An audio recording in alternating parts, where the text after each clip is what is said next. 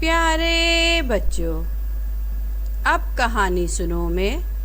आज मैं आपको कहानी सुनाऊंगी शरारत का अंजाम। दो दोस्त इरफान और ज़ुहैब एक ही स्कूल में पढ़ते थे। स्कूल खासा दूर था। इनके रास्ते में खेत और कुछ घर भी आते थे।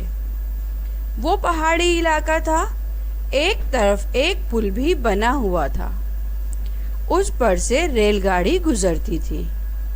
पुल उनके स्कूल के रास्ते से हटकर था। दोनों कभी साइकिल पर और कभी पैदल स्कूल जाते। इरफान मुहिम जो था, इसका दिल चाहता था कि वो स्कूल आते जाते ज़रूर रोज़ रास्ते से नए नए रास्ते तलाश करे और नए रास्ते से हटकर किसी और रास्ते से स्कूल जाए और उसे खूब मज़ा आए। कभी कभी वो ज़ुहैब को राज़ी कर लेता और छुट्टी के बाद वो रास्ते में पड़ने वाले एक बाग में चले जाते। वो बाग एक बूढ़े आदमी का था, जिन्हें वो चाचा मियाँ कहते थे। वो इस वक्त आम तौर पर अपने कमरे में आराम कर रहे होते थे। दोनों चुपके चुपके दरख्तों पर चढ़ते।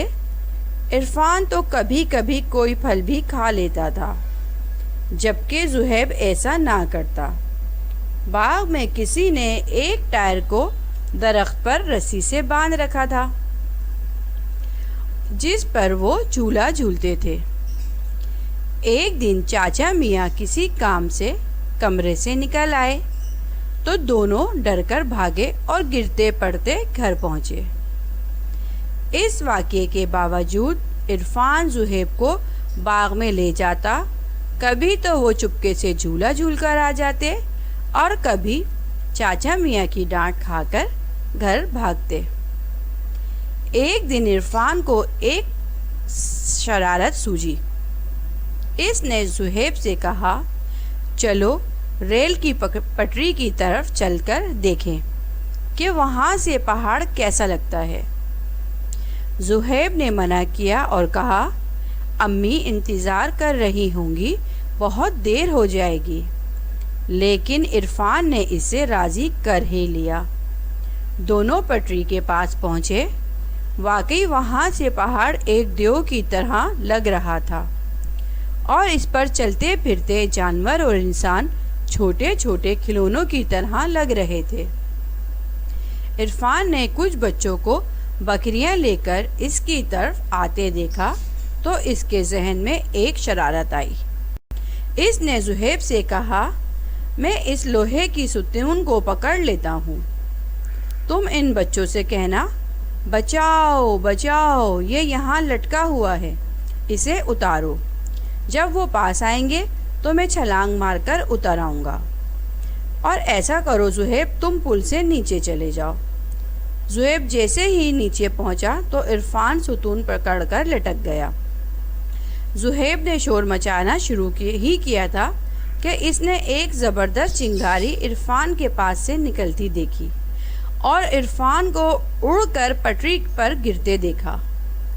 ज़ुहैब बहुत बुरी तरह डर गया।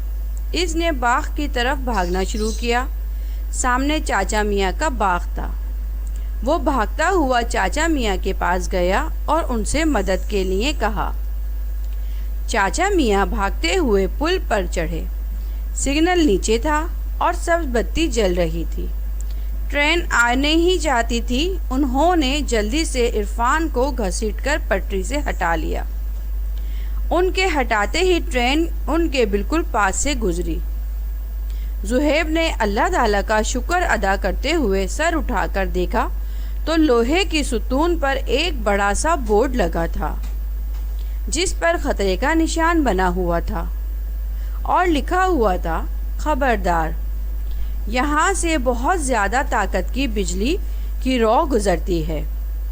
ओफ, ज़ुहैब ने सोचा, अगर हमने ये पहले देख लिया होता तो हम कभी ये हरकत ना करते।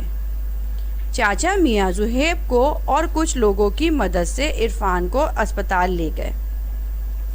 डॉक्टर ने बताया इसको बहुत ज़ोर से बिजली का झटका लगा है اللہ نے کرم کیا کہ یہ بچ گئے۔ عرفان کے سر کے سارے بال بجلی کے جھٹکے کی وجہ سے جھڑ گئے۔ وہ کئی دن تک بول نہیں سکا۔ آہستہ آہستہ علاج کے بعد وہ دوبارہ بولنے کے قابل ہوا۔ بعد میں اس واقعے کو یاد کر کے وہ کہتا تھا، پتہ نہیں میں نے یہ سب کچھ کیوں کیا۔ تو بچوں، آپ نے اس کہانی سے کیا سبق لیا؟ شرارت کا انجام ہمیشہ برا ہوتا ہے جو ہم بغیر سوچے سمجھے کرتے ہیں۔